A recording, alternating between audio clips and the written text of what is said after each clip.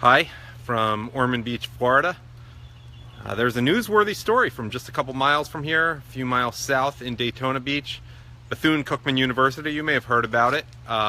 Betsy DeVos, Secretary of Education, booed by much of the audience. Plenty of them turned their back on her when she spoke at the graduation ceremony for historically black Bethune-Cookman University. Now, you've probably read the sound bites on it, the soundbite type stories. Yeah, it happened, but probably some other things you should know that you won't get from the 20-second Twitter videos that are going around and the headlines, which is how most people see it. One, and I've provided a video there, is that a lot of students didn't boo her. A lot of them just kept sitting despite being incited to stand up and turn their backs. You can see it in the video I've provided there. There are two videos I've provided. Well, let me step back. I'm very critical. You can probably tell by now I'm not a big fan of what I call official Black America, and I capitalize that all. That's the term I use. But at the same time, I recognize not everyone who's black is part of official Black America, to put it mildly. And the impression I got is that a lot of the students were perfectly happy at Bethune-Cookman to get their degrees and were slightly annoyed by all the people making a political thing out of it. First of all, let me read you, this is from Salon, left-wing publication, what they said about it, in case you don't know the story.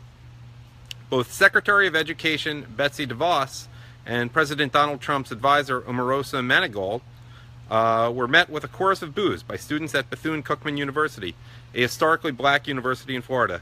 DeVos, who has been accused of racism, well, she's a Republican, so of course she's been accused of racism, and accused her critics of racism, I don't know what that refers to, was roundly booed when University President Edison Jackson introduced her to give her an honorary doctorate, according to a report by the New York Times.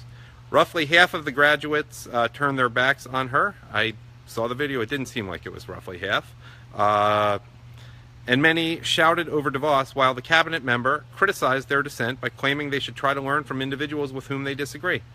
I am at the table fighting on your behalf, DeVos told the students. Well, I'll tell you what, there's going to be a lot less sympathy for fighting on their behalf after this video gets out there, or, well, after a lot of the videos get out there, and at least after the impression is made that most of the graduates were booing her, which I'm not sure was the case.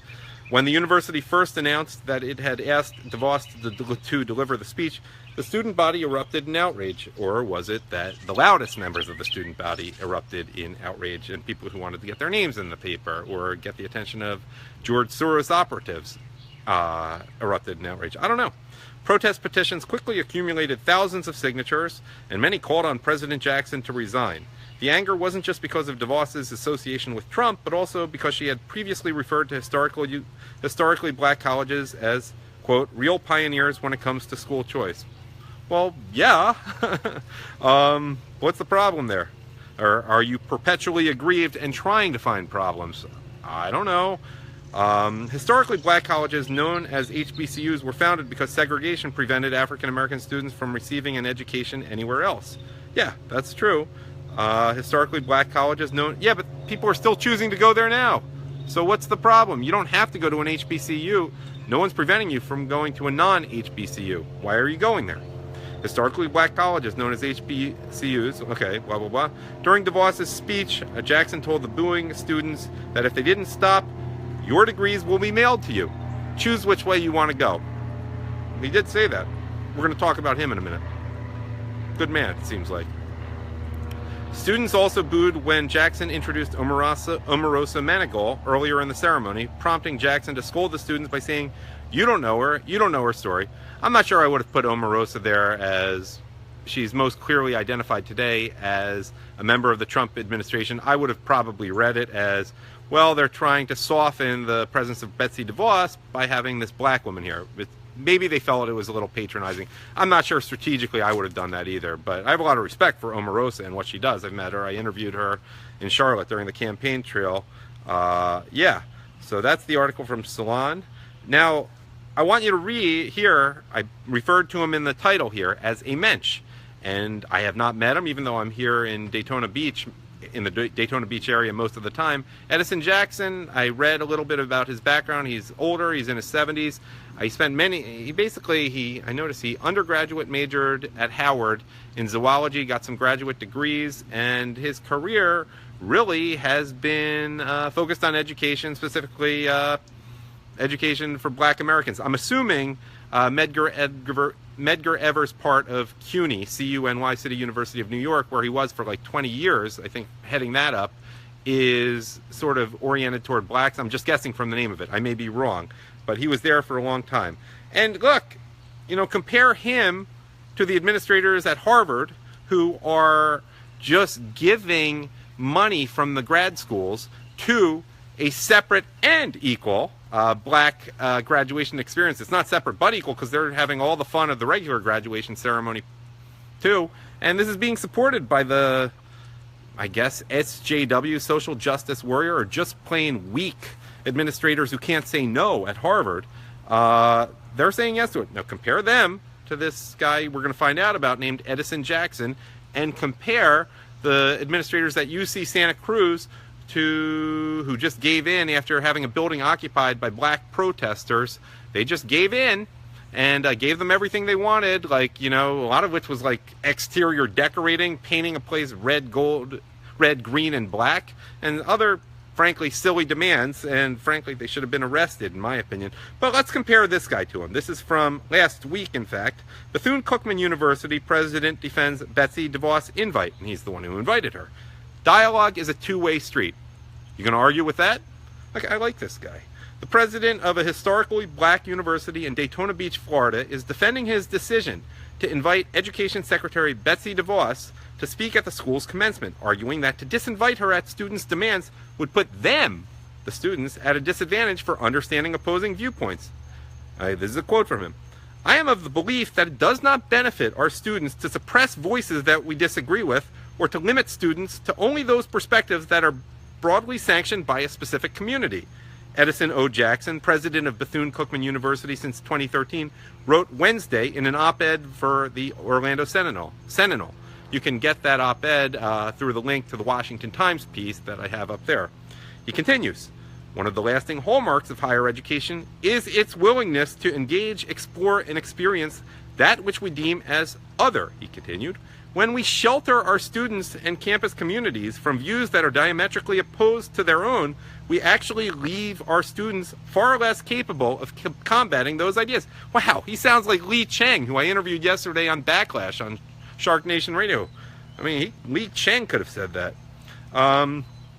Mr. Jackson argued that people cannot reach an understanding with others if they insist on existing in ideological, social, and racial silos. Yep. He continues more.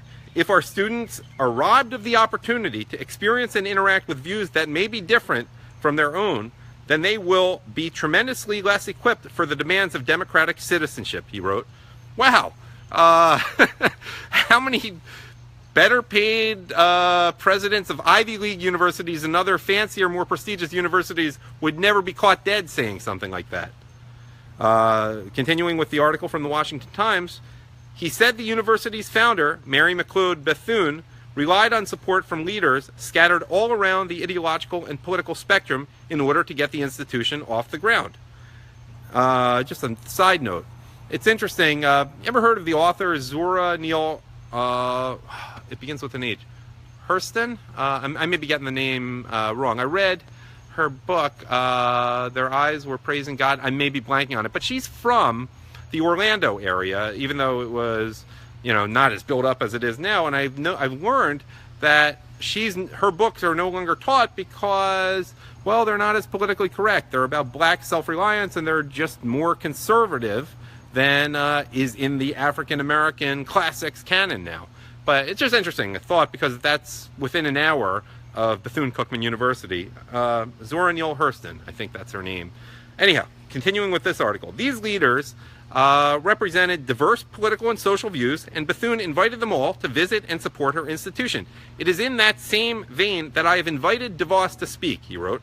I have gratitude for the past and hope for the future, so I ask the courtesy of your consideration to hear what Betsy DeVos, the 11th U.S. Secretary of Education, tells us. Remember that dialogue is a two-way street, he concluded. Mr. Jackson's op-ed comes after a petition was launched Saturday demanding the university rescind its invitation to Ms. DeVos, Campus Reform reported. Okay, this is the petition now. Having DeVos speak at the commencement ceremony is an insult to the BCU graduating class, students, alumni, family, friends, and Dr. Mary McLeod Bethune's legacy. Well, not according to the president of the university. The petition reads, "We, the proud alumni of Bethune-Cookman University, do not want Betsy DeVos to have a seat at our table. Please rescind her invitation to speak at the graduation ceremony." The petition suggested that Ms. DeVos be invited for a meaningful dialogue about stronger policies, instead of giving a speech at commencement, which the petition described as a photo op for the Trump administration. Except 5,500 signatures. Oh, we hear from nincompoops actively advancing communist propaganda, otherwise known as the NAACP. Volusia County's NAACP chapter protested against the commencement invite Wednesday, and students have indicated they will protest her speech as well. News 13 reported. Well, you saw what happened. There you go. But that's a side of the story you may not hear from Twitter or the message or the headlines and short articles on Facebook. So, you know, there are some good guys here who are associated with Bethune-Cookman, and I thought we should recognize them.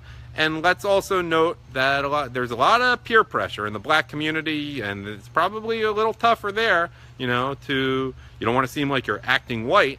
And seems like a lot of the students treated her graciously, just from the video I saw. You can look at it yourself there.